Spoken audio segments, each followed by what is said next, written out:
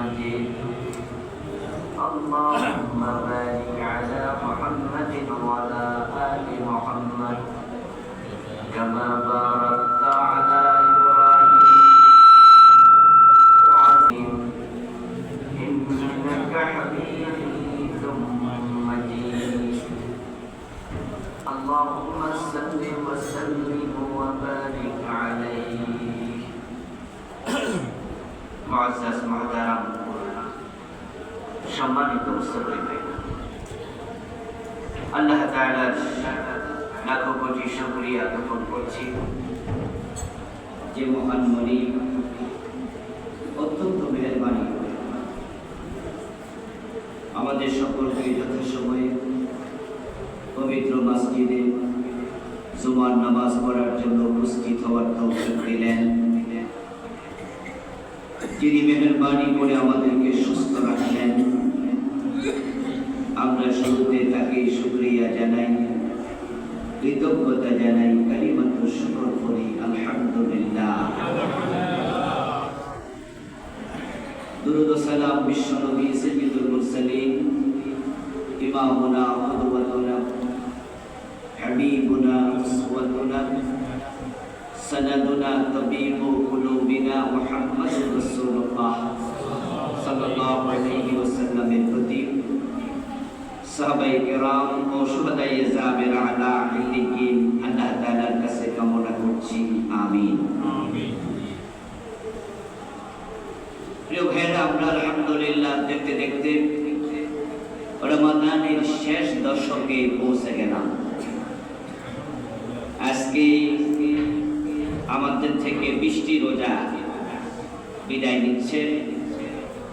আমরা আগামীকাল থেকে 21তম রোজায় প্রবেশ করব ইনশাআল্লাহ।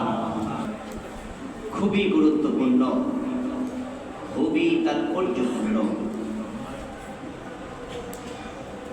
রাসূলুল্লাহ সাল্লাল্লাহু আলাইহি ওয়াসাল্লাম রমাদানের শেষ দশকে যখন প্রবেশ করতেন, মা আয়েশা সিদ্দিকা রাদিয়াল্লাহু তাআলা আনহা বলছেন, ইযা দাখালা রমাদান ইন্না রাসূলুল্লাহ সাল্লাল্লাহু আলাইহি ওয়াসাল্লাম ইযা দাখালা আল-আশরা আল-আওয়াখির মিন রমাদান শাদ্দা মিইজারাহু ওয়া আহইয়া লাইলাহু ওয়া আইকাযা আহলাহু। রাসূলুল্লাহ সাল্লাল্লাহু আলাইহি ওয়াসাল্লামের ইবাদতের পন্থা মা আয়েশা সিদ্দিকা বর্ণনা করছেন, যখন প্রিয় নবীজি রমাদানের শেষ দশকে প্রবেশ করতেন তখন তিনি কোমরে গামছা বেঁধে দিতেন, শাদ্দা মিজারাহু, লুঙ্গি শক্ত করতেন, ইজারকে বেঁধে নিতেন। কোমরে গামছা বেঁধে নেওয়ার অর্থ ইবাদতে এতটা বেশি তিনি মশগুল হতেন। আমরা সিরিয়াস কোনো কাজে রত হওয়ার আগে গ্রামে যারা লুঙ্গি পরা মানুষ তারা লুঙ্গির উপরে কি বাঁধে? গামছা বাঁধে। বিশেষ করে যারা শ্রমিক শ্রেণীর মানুষ, যারা গাছ টাইনা উপরে তুলতো, একসময় করার দিয়া গাছ কাটে, আর এই জন্য গাছ উপরে তোলা লাগতো। আর যারা গাছ টানতো তাদের অধিকাংশের কোমরে কি থাকতো? আপনাদের মনে থাকার কথা, আমাদের যারা সিনিয়র পার্সন আছেন দেখেছেন, শক্ত কাজে রত হওয়ার আগে মানুষ কোমরে গামছা বেঁধে নেয়। মা আয়েশা সিদ্দিকা ঠিক এই শব্দটাই বলেছেন, শাদ্দা মিইজারাহু। নবীজি কোমরে গামছা বাঁধতেন, ইজারকে শক্ত করে নিতেন। এর মানে হচ্ছে ইবাদতে এই দশক তিনি অতি বেশি যত্নের সাথে সময় দিতেন। আহইয়া লাইলাহু, রাতের বেলায় খুব একটা ঘুমাতেন না শেষ দশকে। ওয়া আইকাযা আহলাহু, মা আয়েশা সিদ্দিকা বলেন, এবং রাসূলুল্লাহ সাল্লাল্লাহু আলাইহি ওয়াসাল্লাম একা নন, ঘুমাতে দিতেন না, পরিবারের লোকদেরও তিনি শেষ দশকে সজাগ রাখতেন। মা আয়েশা থেকে বর্ণিত সহিহ মুসলিমের আরেকটি হাদিস, আগেরটা সহিহ বুখারীতে, এখন যেটা শোনাচ্ছি সহিহ মুসলিম। মা আয়েশা বলছেন, কানা রাসূলুল্লাহ সাল্লাল্লাহু আলাইহি ওয়াসাল্লাম ইয়াজতাহিদু আল-আশরা আল-আওয়াখির মিন রমাদান মা লা ইয়াজতাহিদু ফি গায়রিহি। নবীজি সাল্লাল্লাহু আলাইহি ওয়াসাল্লাম রমাদানের শেষ দশকে ইবাদতে এতটা বেশি সময় দিতেন, ইস্তেহাদা অন্য কোন সময়ে তিনি করতেন না।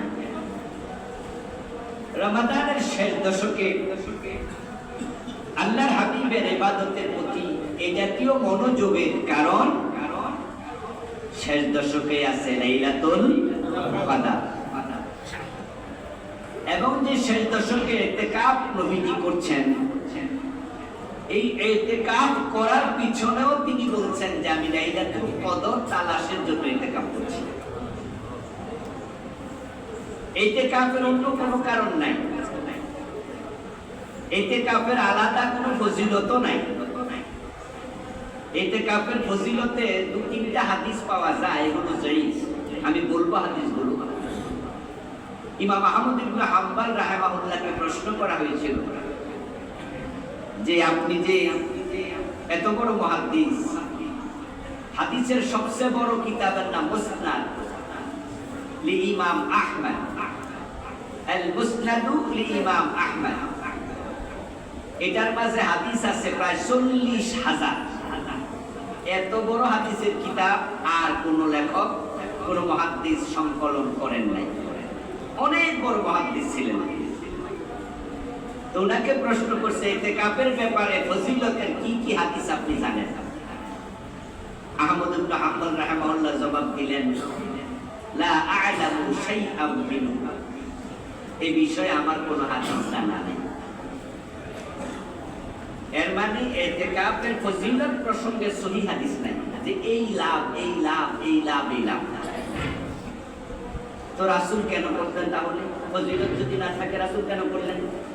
এবং এমন ভাবে রাসূল করতেন যে কোন রমাদানে তিনি ইতিকাফ ছাড়তেনই না। ফজিলত না থাকলে কেন?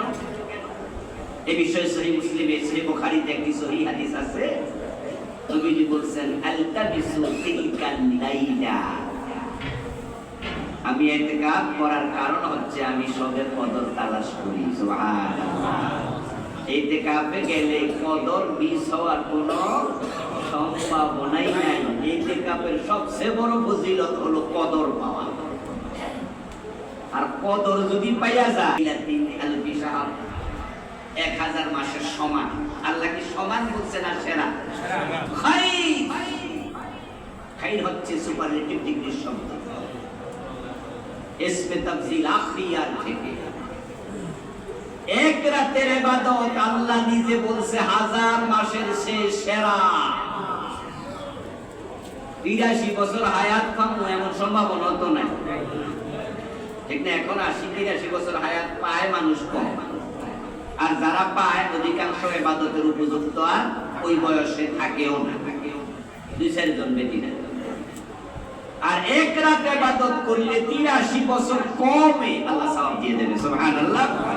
ইতিকাফ করলে পরে কদর মিস হওয়ার কোনো সম্ভাবনা থাকে না। শেষ দশকে নবীজি কেন এত ব্যস্ত হতেন? যেন কোনোভাবে কদর ছুটে না। বাংলাদেশে অধিকাংশ মানুষ কদর মিস করে। আলহামদুলিল্লাহ, এই বিগত 5-7 বছরে এখন মানুষের সচেতনতা আছে। আমরা যখন ছাত্র ছিলাম তখন বাংলাদেশের শবে কদর ছিল কয় তারিখে? চুপ থাকেন না, কথাবার্তা কিছু কইয়ে না। কয় তারিখে ছিল? এটাই শবে কদর ছিল, এবং এই দেশের সকল মানুষই জানতো যে 27 তারিখ শবে কদর। কিন্তু গত 8-10 বছর মানুষ বুঝছে যে না, নির্দিষ্ট দিন শবে কদর বলার কোনো একবারে এটাই সত্য শবে কদর, এটা ঠিক না। বরং শবে কদর শেষ দশকের বেজর। এই জন্য দেখবেন আগের মানুষের চেয়ে এখন সচেতনতা একটু বেড়েছে। এখন শেষ দশকে মানুষ বেজর রাতগুলোতে খোঁজে। এই যে 27 তারিখে আমরা আগে নির্দিষ্ট করে নিলাম, যদি এমন হতো যে না 25 তারিখে শবে কদর চলে গেছে, অথবা 29 তারিখে, অথবা 21 বা 23, তাহলে যারা 27-এ জেগেছিল তারা কি শবে কদর পেয়েছিল? এভাবে মানুষ লুজার হয়েছে। আরে রমাদান পাওয়ার পরেও শবে কদর পাইল না। قال رسول الله صلى الله عليه وسلم من حرمها فقد حرم الخير كله রাসূল বলেন যে ব্যক্তি শবে কদরের ফজিলত থেকে মাহরুম হলো বঞ্চিত হলো সে যেন যত কল্যাণ আছে তা হারাইয়া ফেলল সে যেন যাবতীয় কল্যাণ থেকে বঞ্চিত হলো لا يحرم خيره خيرها إلا كل محروم হাদিসের শেষে রাসূলুল্লাহ বলেন শবে কদরের ফজিলত থেকে চূড়ান্ত হতভাগা ব্যতীত কেউ বঞ্চিত হওয়ার কথা না। মানে এত দারুণ একটা রাত আল্লাহ দিলেন শেষ দশকে, তোমরা বেঁচে থেকে রোজা রেখেও এটা বঞ্চিত হলা, তোমার মতো হতভাগা আর নবীজি সাল্লাল্লাহু আলাইহি ওয়াসাল্লামের আমলনামায় কি কোনো গুনাহ ছিল? এরপরেও তিনি এই রাত তালাশের জন্য ইতিকাফে বসে যেতেন। শাদ্দা মিজারাহু, শেষ দশকে কোমরে গামছা বেঁধে নিতেন। রাসূলুল্লাহ কি আমাদের জন্য আদর্শ নন? তাহলে রাসূল যদি শেষ দশকে ইবাদতের জন্য কোমরে গামছা বেঁধে নেমে যায়, আলহামদুলিল্লাহ আজকে আমরা পেয়েছি শুক্রবার, জুমাবার, এবং আজকে রাত থেকে অলরেডি বেজর রাত শুরু হবে। ওয়াজটাও আজকে ঠিকঠাক জায়গা মতো হইতেছে। তাহলে আমরা কি এই দশককে ভালোভাবে কাজে লাগানোর জন্য আমরাও কোমরে গামছা বাঁধা দরকার আছে না নাই? প্রত্যেকে নিজের জায়গা থেকে আজ রাত থেকে ইবাদত করে। বাকি যে 20 দিন গেল, এই 20 দিনের মতো যেন বরং আজকে রাত থেকে হবে আরো ব্যতিক্রম। নবীজি শাদ্দা মিজারাহু ওয়া আইকাযা আহলাহু, পরিবারের লোকদেরকে এই কাজে উৎসাহিত করতেন। রাসূল তার স্ত্রীদেরকে জাগিয়ে দিতেন, সন্তানদেরকে জাগায় রাখতেন যে তোমরা ইবাদত করো, তোমরাও কোরআন তেলাওয়াত করো, তোমরাও তাহাজ্জুদ করো, তোমরা বেশি বেশি এই রাতে আল্লাহকে পাওয়ার জন্য আরাধনা করো, আল্লাহর কাছে হাজিরা দাও। সুতরাং শেষ দশক এসে গেল, শেষ দশকে আমরা অধিক পরিমাণে ইবাদতকারী হব। লাইলাতুল কদর এই দশকে রাসূলুল্লাহ বলেছেন ফিহি লাইলাতুন খায়রুম মিন আলফি শাহরিন। শবে কদর এই দশকে আছে, এটা হাজার মাসের চেয়ে সেরা। নবীজি সাল্লাল্লাহু আলাইহি ওয়াসাল্লামের নিকটে অতীতের উম্মতের হায়াত উপস্থাপন করা হলো। আন্না রাসূলুল্লাহ সাল্লাল্লাহু আলাইহি ওয়াসাল্লাম আমারা আন-নাস মিন ক্বাবলিহি, আগেকার উম্মতের হায়াত জানানো হলো। হযরত নূহ নবীর উম্মত হায়াত পেত 500 বছর, 700 বছর, 800 বছর, 900 বছর। অতীতের উম্মতেরা বেঁচে থাকতো লম্বা সময়।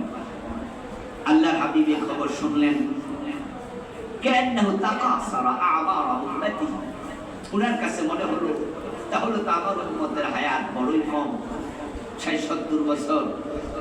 তার মাঝে 14-15 বছর চলে যাবে নাবালেগ অবস্থায়, তারপরে বাকি হায়াত পাবে 70 বছর পাইলে আর 55 বছর থাকলো। এই 55 বছরের মাঝে 6 ঘন্টা 7 ঘন্টা ঘুমায় থাকে, 1.5-2 ঘন্টা টয়লেটে থাকে, 8 ঘন্টা অফিসে থাকে। তো ইবাদত করলো কতটুকু? অন্য অন্য নবীর উম্মতেরা তো লম্বা হায়াত পেয়েছে, ইবাদত বেশি করেছে, জান্নাতে আগে চলে যাবে, তা আমার উম্মত তো পিছনে পড়ে যাবে। রাসূলুল্লাহ একটু মন খারাপ করলেন যখনই মেসেজ তিনি পেলেন আগেকার উম্মতের হায়াতের ব্যাপারে। আল্লাহ তাআলা রাসূলুল্লাহর কলবের দিকে তাকালেন। তারপর নবীজি বলেন যে আমার কাছে জিবরিল আমিন আসলো, ফাতানি সূরাতুল কদর, আল্লাহ তাআলা আমাকে সূরা কদর দিলেন, দিয়ে বললেন মন খারাপ করার কিছু নাই, এমন এক রাত দিলাম অতীতের কোন উম্মতকে এটা দেই নাই। এক রাত ইবাদত করবে তারা টানা 1000 মাস ইবাদত করতে পারেনি, সম্ভাবনা 2-4 জন হয়তো করেছে এমন ইবাদত। হ্যাঁ, বনি ইসরাইলে 4 জন ব্যক্তি রাসূলুল্লাহ বলেছেন যাকারা আরবাআতাম মিন বনি ইসরাঈলা ইয়াবুদুনাল্লাহ আবাদুল্লাহ সুবহানাহু ওয়া তাআলা 80 আমান লামা মা আসাউহু তারফাতা আইনিন। রাসূল বলেন এমন চারজন ব্যক্তি ছিল বনি ইসরাইলে 80 বছর ইবাদত করছে, গুনাহীন জীবন, গুনাহীন জীবন, 80 বছরে কোনো গুনাহ করে নাই। আল্লাহ বলে তোমার উম্মত এক রাত ইবাদত করবে, এর চেয়ে বেশি সওয়াব আমি একসাথে দিব। সুবহানাল্লাহ।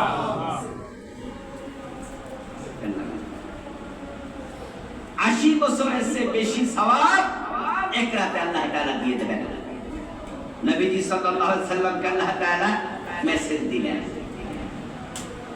শুধুমাত্র 80 বছরের সওয়াব নয়, সাল্লাল্লাহু আলাইহি ওয়াসাল্লাম মান ইয়াকুম লাইলাতাল কদরি ঈমানান ওয়া ইহতিসাবান গুফিরা লাহু মা তাকাদ্দামা মিন যামবিহি। নবীজি বলেন যে ব্যক্তি এই লাইলাতুল কদর ঈমান এবং ইহতিসাবের সাথে পালন করবে, তার আমলনামায় যত গুনাহ ছিল কোনো গুনাহ থাকবে না, আল্লাহ সব মুছে দেবেন। সুবহানাল্লাহ। এই রাতে ইবাদত করলে আল্লাহ তাআলা আমলনামায় কোনো গুনাহই রাখবেন না, সব মুছে দেবেন। শর্ত হলো ঈমানান ওয়া ইহতিসাবা, ইবাদতটা হওয়া লাগবে ঈমানের সাথে এবং সওয়াবের নিয়তে, আত্মসংশোধনের সাথে। প্রথম শর্ত ঈমান। ঈমান তো আমাদের আছে, এখন ঈমানটা যদি কোন রকমের ঘাটতিপূর্ণ হয় এটাকে ঘাটতি মুক্ত করতে হবে। আমানতু বিল্লাহি ওয়া মালাইকাতিহি ওয়া কুতুবিহি ওয়া রুসুলিহি ওয়াল ইয়াউমিল আখির ওয়াল কদরি খাইরিহি ওয়া শাররিহি মিনাল্লাহি তাআলা। ঈমানের 6টা অংশ আছে, এই 6টা অংশ আজকে সংশোধন করে নেবেন। যদি কোথাও কোনো রকমের লিকেজ থাকে ওই লিকটা, ছিদ্রটা বন্ধ করে দেবেন, তাহলে প্রথম শর্ত পূর্ণ হয়ে গেল। আল্লাহর উপর ঈমান আনতে হবে, শিরিক মুক্ত ঈমান হবে, কুফর মুক্ত ঈমান হবে। তো শিরিক সম্পর্কে পড়েন, জানেন, শিরিক ছেড়ে দেবেন, আজকে কুফর ছেড়ে দেবেন, নেফাক ছেড়ে দেবেন। ফেরেশতার উপরে ঈমান, এটা সহজ। যে ফেরেশতা আছে আমি বিশ্বাস করি, দেখি না, শেষ। রাসূলদের উপর ঈমান, যে আমার নবী মুহাম্মদ সাল্লাল্লাহু আলাইহি সাল্লাম সহ যত রাসূল এসেছেন বিশ্বাস করি, রাসূলকে আদর্শ হিসাবে মানি। রাসূল যা নিয়ে এসেছেন যত বিধান, আইন, কানুন ইসলামে আছে, আমি একটার সাথে দ্বিমত করব না। ঈমান ঝালাই করে নেন, না হয় সদকদরের জায়গা থেকে লাভ নাই। নবীজি বলছেন যে শর্ত হলো ঈমান। ওয়া কুতুবিহি, ঈমান আনসার আল্লাহর কিতাবের উপরে, আল্লাহর উপরে। কোরআন হলো বিশেষভাবে। এখন কোরআনের উপর ঈমান আনছেন কিভাবে? আমানতু বিল্লাহি কামা হুয়া বিআসমাইহি ওয়া সিফাতিহি ওয়া কাবিলতু জামিআ আহকামি। কোরআনের উপর ঈমান আনার সময় আবার একটু সিস্টেম আল্লাহ রাসূল শিখাইছে। যদি ওই হাদিসটা সরাসরি এই কালেমা ঈমানের মুজমাল মুফাসসাল হাদিস থেকে আমরা শুনিলে এইভাবে নাই, তবে এগুলো হাদিসের সংজ্ঞা। রাসূল আমাদেরকে শিখাচ্ছে, বলছে যে তুমি ঈমান আনার নিয়ম হলো জামিআ আহকাম। কোরআনে যত হুকুম আছে, রোজা যেমন মানছি, এই যে রমাদানে আমরা রোজা রাখতেছি, 20 দিন রোজা রাখলাম, এ নিয়ে বাংলাদেশের কোন মুভমেন্ট দ্বিমত করছে? এটা যে বেরোজগারি, হে কি কইছে যে রোজার দরকার নেই? রোজার ব্যাপারে বেরোজগারিও কিন্তু ঈমান আছে, হয়তো সে রোজাটা রাখতে পারে নাই, এটা তার দুর্বলতা। এজন্য আপনি বেরোজগারিও যদি বলেন যাই বিয়া দিন তো করে বিড়ি খাও, দেখবেন যে শরম পাইবে, মুখ লুকাইবে। হ্যাঁ, কালকে টেলিভিশনে সাক্ষাৎকার, এক সাংবাদিকের সাক্ষাৎকার দেখলাম। সাংবাদিক সাক্ষাৎকারে দেখছে লাইন ধরে ইফতার করতেছে লোক, ইফতারি দিচ্ছে। ভালো কাজের হোটেল, একটা হোটেল আছে, ওরা ফ্রি খাওয়া, ইফতার দিচ্ছে, লাইন ধরে খাচ্ছে। জিজ্ঞাসা করছে রোজা রাখছেন? তখন ওই ইফতারওয়ালা কইতাছে না, রোজা রাখিনি।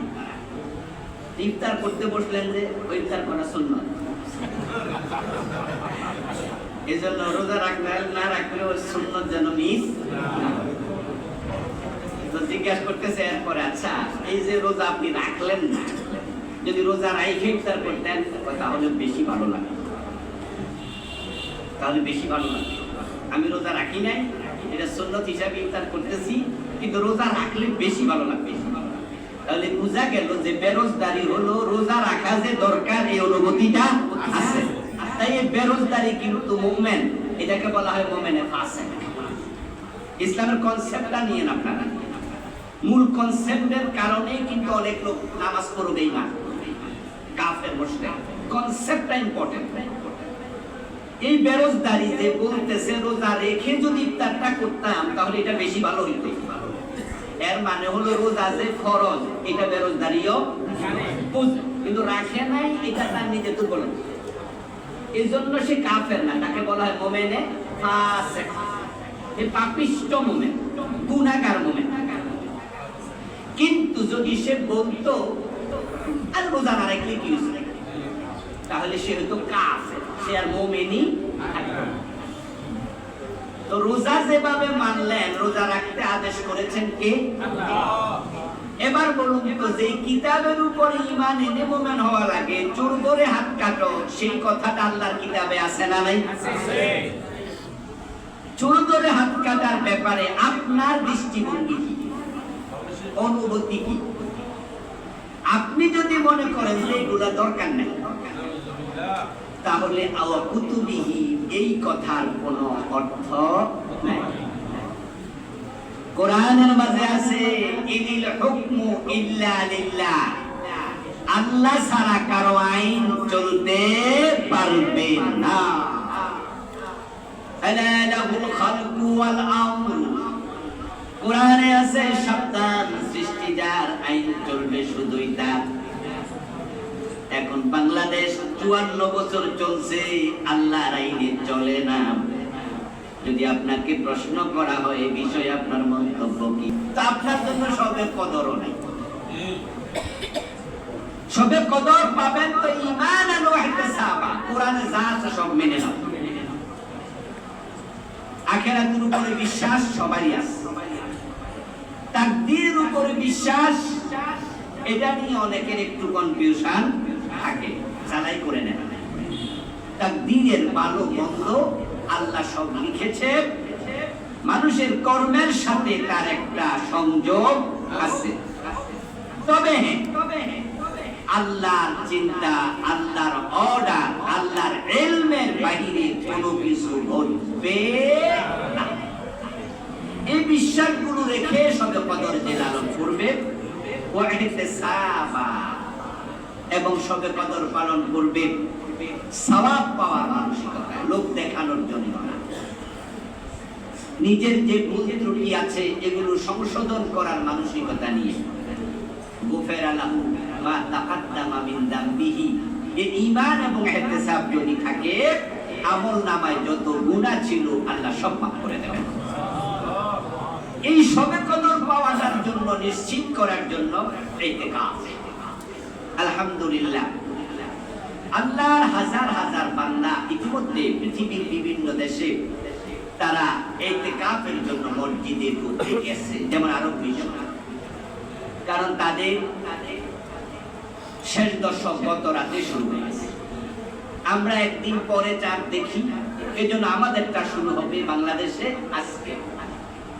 আপনারা যারা ইতিকাফের চিন্তা লালন করছেন, আজকে ইতিকাফের জন্য সূর্য অস্ত যাওয়ার আগেই মসজিদে ঢুকে যাবেন।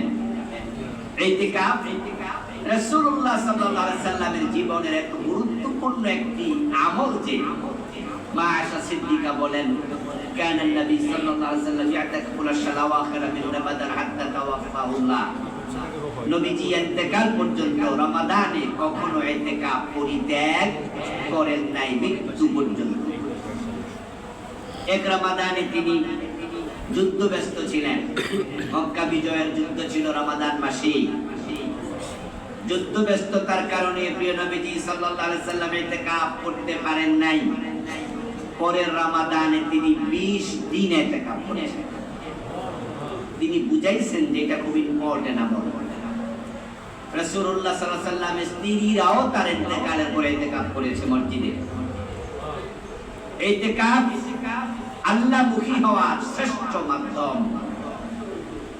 নিজেকে দুনিয়া থেকে একবারে মুক্ত করে আল্লাহর কাছে সঁপে দেওয়ার শ্রেষ্ঠ উপায়। এটা ফরজ নাকি ওয়াজিব না সুন্নাত, এই মাসলার দিকে না তাকিয়ে রাসূলুল্লাহর জীবনের দিকে তাকান তো, যে আল্লাহর নবী এই ইবাদতটাকে কতটা গুরুত্ব দিতেন, আর আপনার সাথে এবার কম্পেয়ার করুন, আপনি আর আমি কতটুকু গুরুত্ব দিলাম। এখানে আজকের এই মসজিদে এমন লোকও আছে যারা এখনো জীবনে একবারও ইতিকাফ করেন নাই। এমন লোক এখানে আছেন না আপনারা, যারা ইতিকাফ করেন নাই জীবনে? তা আমার প্রশ্ন, রাসূল যাহা ছাড়েন নাই আপনি তাহা করেন নাই, অথচ আপনি উম্মত, অথচ আপনি উম্মত। তো সুন্নাত বাদ দিয়া উম্মত হয় কেমনে? উম্মত হওয়ার সিস্টেমই তো হলো সুন্নাত মানতে। এই যে আপনার মাথায় টুপি, আপনার মুখে দাড়ি, আপনি ডান পা দিয়া মসজিদে ঢুকছেন, বাম পা দিয়া বের হবেন, নামাজ পড়ার সময় আল্লাহু আকবার বলবেন, আল্লাহু আকবার বলবেন কেন? অন্য কিছু কোন সুবহানাল্লাহ কোন?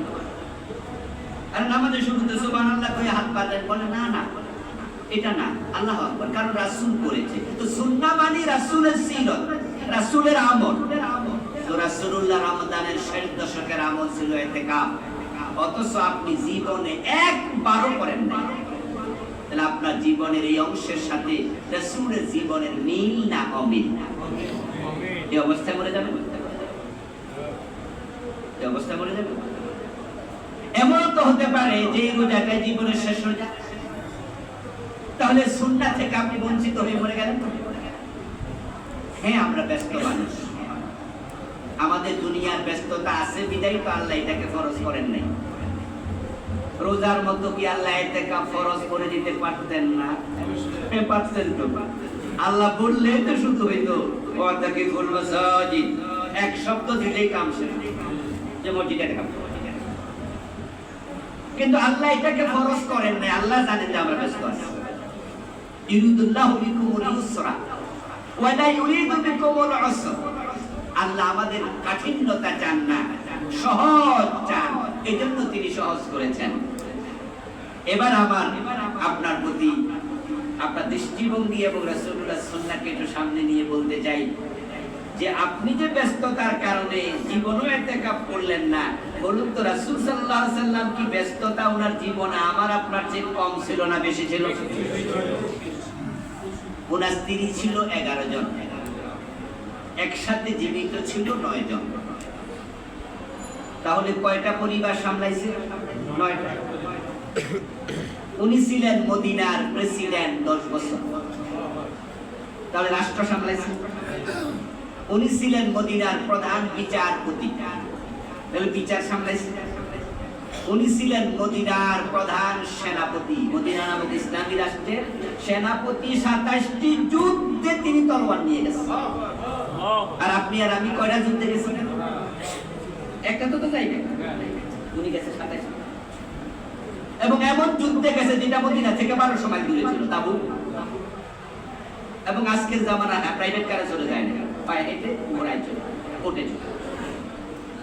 তাহলে মদিনার প্রধান সেনাপতি ইতিকাফ ছাড়ে নাই, মদিনার প্রধান বিচারপতি ইতিকাফ ছাড়ে নাই। 9টা স্ত্রীর স্বামী, পরিবার 9টা সামলাইছে, ইতিকাফ ছাড়ে নাই। মদিনা রাষ্ট্রের রাষ্ট্রপতি, রাষ্ট্র সামলাইছে, ইতিকাফ ছাড়ে নাই। আর আমার আপনার ব্যস্ততা এই তুলনায় কত? কিন্তু আমরা ইতিকাফ জীবনে একবারও কেউ করি নাই। হ্যাঁ, আপনি যখন এই পৃথিবীতে থাকবেন না, তখন কি আপনার পরিবার চলবে না? ব্যবসা চলবে না? সব। বসুন্ধরা গ্রুপের মালিক মরে গেছে না, নাকি যমুনা গ্রুপের মালিক? যমুনা গ্রুপের মালিক কি নাম? বাবুলিয়া। হ্যাঁ, কত বড় ব্যবসায়ী ছিল। আচ্ছা, উনি মরে যাওয়ার পরে কি ব্যবসা প্রতিষ্ঠান বন্ধ হয়ে গেছে সবগুলা? আপনি ভাবছেন আর কি আপনি ছাড়া হয় না, আপনি ছাড়া সবই।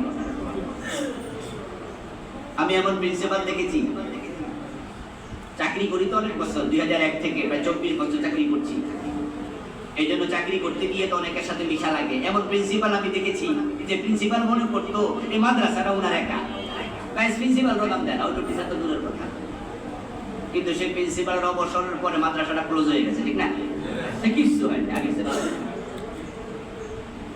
উনি এখন বেড়াইতে আসে, বেড়াইতে এসে দেখে যে কি অফিসের চেয়ারটা তো আগে চেয়ারও বড় হয়েছে, অফিসের গেট আপ সেটআপ তো সুন্দর হয়েছে। উনি ভাবছিল উনি ছাড়াই মাদ্রাসায় চলবে না, কামেল মাদ্রাসা, বিশাল মাদ্রাসা, ভাবছে উনি সব, কিন্তু উনি চলে যাওয়ার পরে আরো ভালো চলে।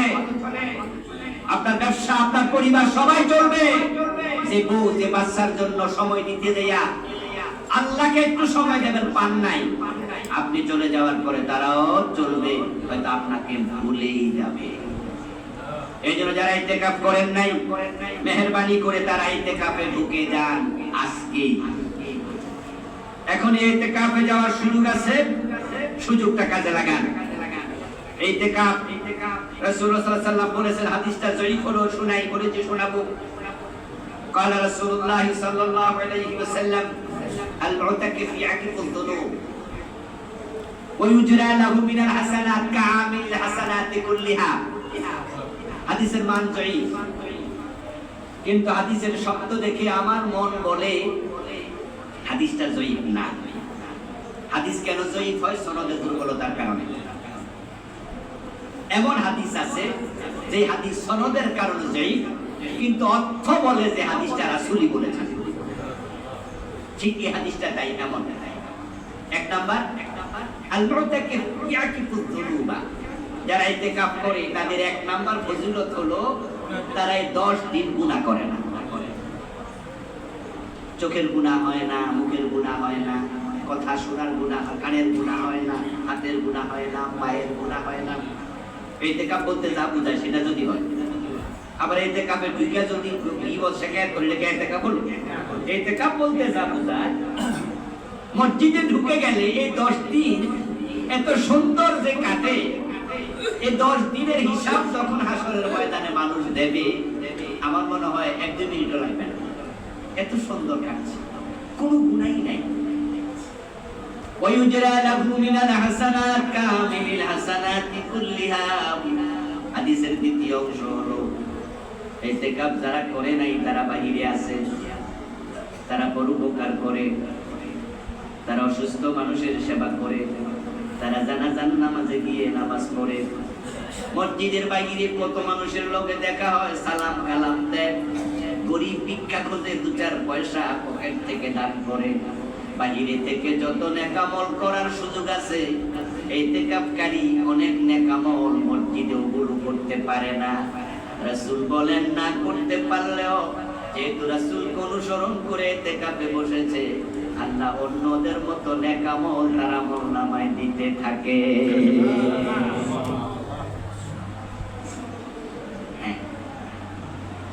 ইতিকাফকারী যখন আল্লাহর সন্তুষ্টির জন্য ইতিকাফ করে, ইবনে আব্বাস থেকে বর্ণিত একটি হাদিস, মান ইতাকাফা ইয়াওমান ইবতাগা ওয়াজহিল্লাহ, আল্লাহকে পাওয়ার জন্য ইতিকাফ হওয়া লাগবে। কিন্তু আমাদের বাংলাদেশে আবার কিছু কিছু ইতিকাফ আছে টাকার জন্য ইতিকাফ করে। গ্রামে গেলে শুনবেন যে ইতিকাফ করার কেউ নাই, এইজন্য গ্রামবাসী মিলে একজনে বসেছে। ওটা রিকশা চালাইতো, দিনমজুর, ওরে বলছে যে রিকশা চালাইলে শেষ 10 দিন কত পাইতা? কই যে 300-500 করে তো পাইতামই, তাহলে 15 কত 10 দিনে 5000, তোমার 6000 দিবে, ইতিকাফ হয়ে যাবে। কারণ হানাফি মাযহাবের ফতোয়া আছে ইতিকাফ করা সুন্নাতে মুআক্কাদা কিফায়া। অন্যান্য মাযহাব এটা বলে না, হানাফি মাযহাবের ফতোয়া যে কমপক্ষে মসজিদে একজন হইলো ইতিকাফ করতে হবে, নসিহত মহল্লাবাসীর গুনাহ হবে। তো এখন সবাই গুনাহগার হবো, দরকার নাই, তুমি পয়সা দাও, তুমি রিকশা চালাও না, আমরা টাকা দেব। আর ও বেটা দিন বছর সে মনে করে কাম না করে যদি 5000 পাই অসুবিধা, এই জন্য বেটা ইতিকাফে বয়ে গেছে। আপনাদের কাছে আমার জিজ্ঞাসা, সওয়াবের জন্য বসে না 5000 এর জন্য বসে? এটা কি ইবতিগা ওয়াজহিল্লাহ হলো? সে কি আসলে আল্লাহর বাইতে বসে? চিন্তাই তো ফাসাদ। এই জাতীয় ফাঁকিবাজি ইতিকাফ না, এগুলো ইতিকাফ না। যে ব্যক্তি বসবে আল্লাহর জন্য, জাআলাল্লাহু বাইনাহু ওয়া বাইনান নারি 3 খানাদিক, রাসূলুল্লাহ বলেন আল্লাহর সন্তুষ্টির জন্য ইতিকাফে বসলেন। ইতিকাফকারী বান্দা এবং জাহান্নামের মাঝখানে আল্লাহ তাআলা 3টা পরীক্ষা বানান। কুল্লু খান্দাকিন আবাদু মিম্মা বাইনাল খাফিকাইন, রাসূল বলেন জাহান্নাম থেকে আল্লাহ তাকে এত দূরে নেন, 3টা পরীক্ষা বানান। একটা পরীক্ষার দূরত্ব হলো পশ্চিম থেকে পূর্ব প্রান্ত পৃথিবীর এত লম্বা। এর মানে ইতিকাফকারীকে আল্লাহ তাআলা জাহান্নাম থেকে অনেক দূরে নিয়ে যায়। ইতিকাফ শুধু সবে কদর এনে দেবে না, ইতিকাফ আপনাকে জাহান্নাম থেকে দূরে সরাবে। ইতিকাফ ফজিলতপূর্ণ ইবাদত। এখন ইবাদতের ফজিলত যদি পেতে চান তাহলে ইতিকাফের কিছু মাসআলা জেনে ইতিকাফে যাবেন।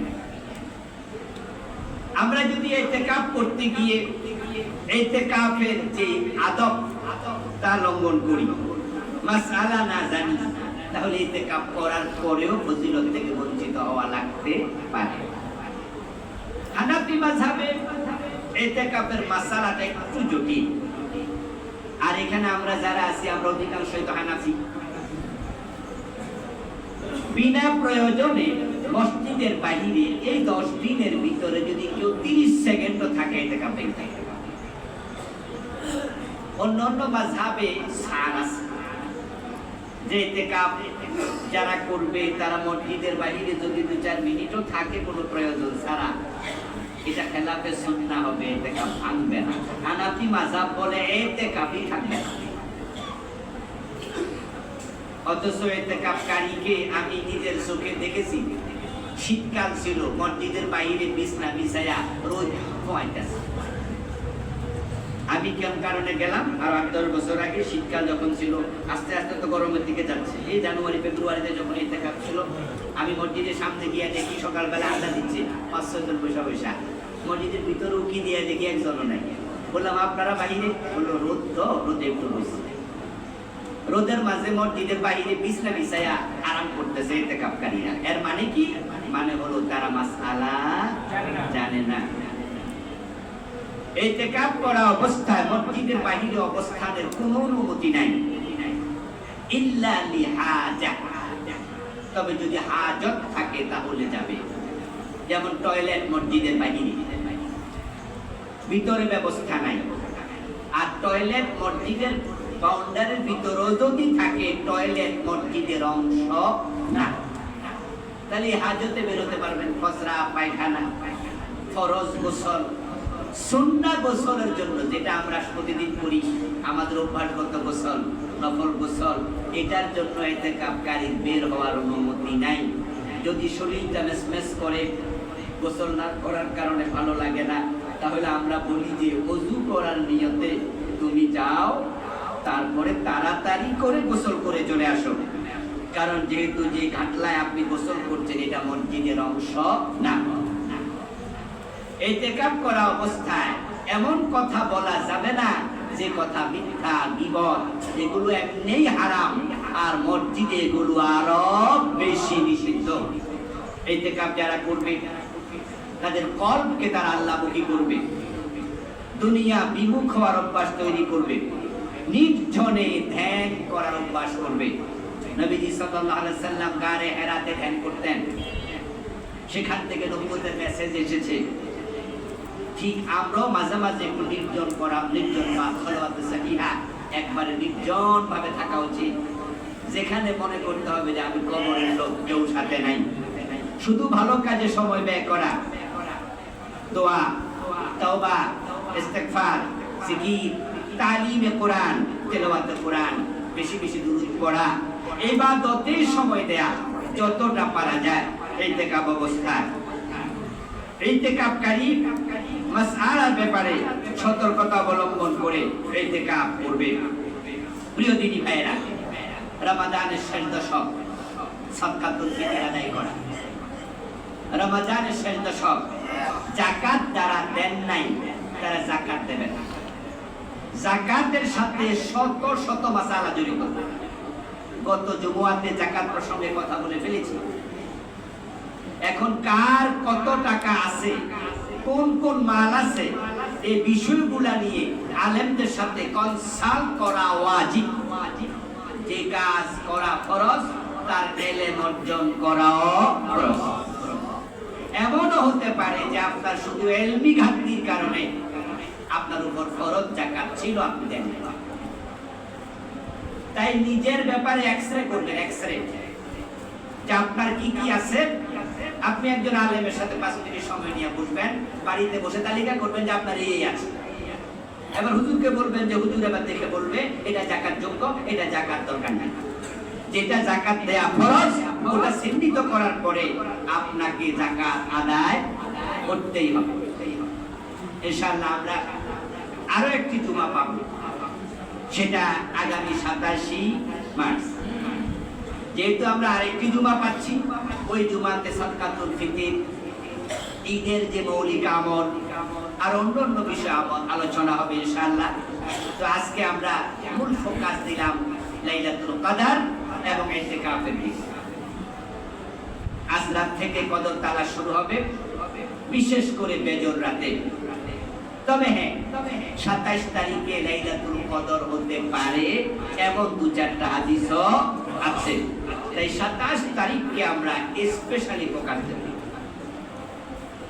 এখানে আমার সামনে এমন লোক আছেন যা আমার আলোচনা শুনবেন, এমন লোক আছেন যারা বাহির থেকে শুনছেন। তাদের মাঝে প্রতি রাতে জাগবে, শারীরিক এমন সামর্থ্য নাই, অসুস্থতা অথবা বয়সের কারণে। নবীজির কাছে এমন একজন সাহাবী এসে বললেন, ইয়া রাসূলুল্লাহ, ইন্নী রাজুলুন শাইখুন কাবীর আলীম। হুজুর, আমি বড় অসুস্থ মানুষ, বুড়া মানুষ। আশুকু আই আন আকুবা আল আশরাল আওয়াখির ফাআমুরনি বিলাইলাতিন ইউওয়াফিকুনি আল্লাহু সুবহানাহু ওয়া তাআলা লাইলাতুল কদর। হুজুর, আমি বুড়া মানুষ, অসুস্থ মানুষ, প্রতি রাতে দাঁড়াবো, এই কিয়াম আমার পক্ষে কঠিন।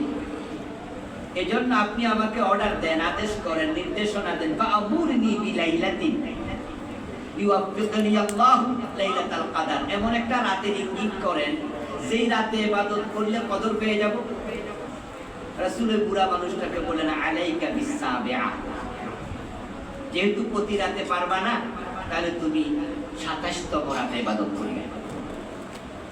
তাহলে এই হাদিস দিয়ে যারা অসুস্থ আছেন, যাদের বেশি সমস্যা, তারা ওই রাত বেশি ইবাদত করবে।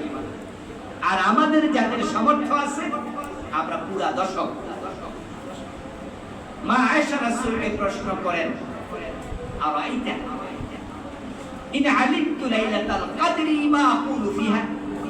হুজুর, লাইলাতুল কদর যে রাতে হয়, যদি আমি সে রাতে জাগি আর আমি বুঝি যে আজকে লাইলাতুল কদর হতে পারে, মা আকুলু ফিহা, এই রাতে আমি কোন দোয়াটা বেশি পড়ব? নবীজি সাল্লাল্লাহু আলাইহি ওয়াসাল্লাম মা আয়েশাকে বলে, কুলি আল্লাহুম্মা ইন্নাকা আফুউন তুহিব্বুল আফওয়া ফাআফু আন্নী। আয়েশা, এই রাতে তুমি এই দোয়াটা বেশি পড়বা। মা আয়েশাকে রাসূল ছোট্ট একটা দোয়া শিখাইছে। আমি আশা করি আপনারা এই দোয়াটা পারেন। পারেন তো নাকি? কারা কারা পারেন দেখান তো, হাত তুলে দেখি কারা কারা পারেন। মাশাআল্লাহ, হাত নামান। আমার মনে হচ্ছে 60% পারেন, বাকি 40% পারছেন না। তো রাসূল মা আয়েশাকে দোয়াটা শিখালেন। আপনি তো 30 বছর লাইলাতুল কদর পাইছেন, 40 বছরও পাইছেন, পারেন না। এর মানে হলো সবচেয়ে ইম্পর্টেন্ট দোয়া থেকে আপনি বঞ্চিত হয়েছেন। এই দোয়াটা সারা দিনই করা দরকার। এর চেয়ে বড় দোয়া আছে? বাংলা অর্থ হলো, আল্লাহুম্মা ইন্নাকা আফুউন, হে আল্লাহ তুমি ক্ষমাকারী, তুহিব্বুল আফওয়া, ক্ষমাকে তুমি ভালোবাসো। মানে আল্লাহ তাআলাকে প্রশংসা করা হচ্ছে, আল্লাহ তাআলাকে বলা হচ্ছে যে আপনি তো ক্ষমাকারী, আপনি তো এটা পছন্দ করেন। এগুলো বলে তাকে খুশি করা হচ্ছে। তাকে খুশি করে এরপরে লাস্ট দরখাস্ত, ফাআফু আন্নী, তাহলে আমাকে ক্ষমা করতে আপত্তি কোথায় আপনার? আপনি আমারে ক্ষমা করে দেন। ক্ষমা পেয়ে গেলে তো জান্নাত। ক্ষমা পেয়ে গেলে কি? এই দোয়াটা মা আয়েশাকে রাসূল শিখিয়েছেন, ছোট্ট দোয়া। সবাই আমার সাথে একটু পড়েন তো, আল্লাহুম্মা ইন্নাকা আফুউন, আল্লাহুম্মা ইন্নাকা আফুউন তুহিব্বুল আফওয়া ফাআফু আন্নী। তিনটা লফজ মাত্র, তিনটা বাক্য ছোট ছোট। এজন্য 60% পারেন, 40% আমার ধারণা পারেন না। এখনকার পরে 100%ই পারবেন। বাড়িতে শিখে নেবেন। এই দোয়া আজকে রাত থেকে শুরু হয়ে যাবে এবং আল্লাহর কাছে আন্তরিকভাবে এটা চাইবেন। সিজদায় গিয়ে বলবেন, ইফতারের আগে বলবেন, শবে কদরের রাতে শত শতবার বলবেন, আল্লাহুম্মা ইন্নাকা আফুউন তুহিব্বুল আফওয়া ফাআফু আন্নী। কোরআন খতম এখনো শেষ হয় নাই, আশা করি শেষ দিকে আছে অনেকেই। যারা ইতিকাফে যাবেন 3 পারা পড়লে 30 পারা হয়ে যাবে। এই 10 দিনে বেশি বেশি পড়ে কোরআনটা খতম করে ফেলবেন।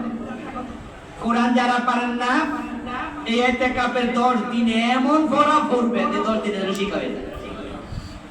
আপনি তো 24 ঘন্টায় মসজিদে, 6 ঘন্টা যদি ঘুম বাদ দেন তাহলে 18 ঘন্টা আপনার হাতে আছে। তো ওখানে পসরা পায়খানা তো 1-1.5 ঘন্টা পারও কম, আর বাকি সময় সবটাই তো আপনার হাতে আছে। তো কামটা কি? এই জন্য কোরআন শিখবেন। জিকির আজকার নফল, কোরআন শিখা ফরজ। গুরুত্ব কোনটা বেশি? এই জন্য শিখবেন এটা। আল্লাহ তাআলা আমাদের সকলকে লাইলাতুল কদর নসিব করো, বলেন আমিন। যারা ইতিকাফ করিনি আল্লাহ ইতিকাফ করার তৌফিক দাও, বলেন আমিন। যারা ইতিকাফ করেছি আল্লাহ বারবার করার তৌফিক দাও, বলেন আমিন।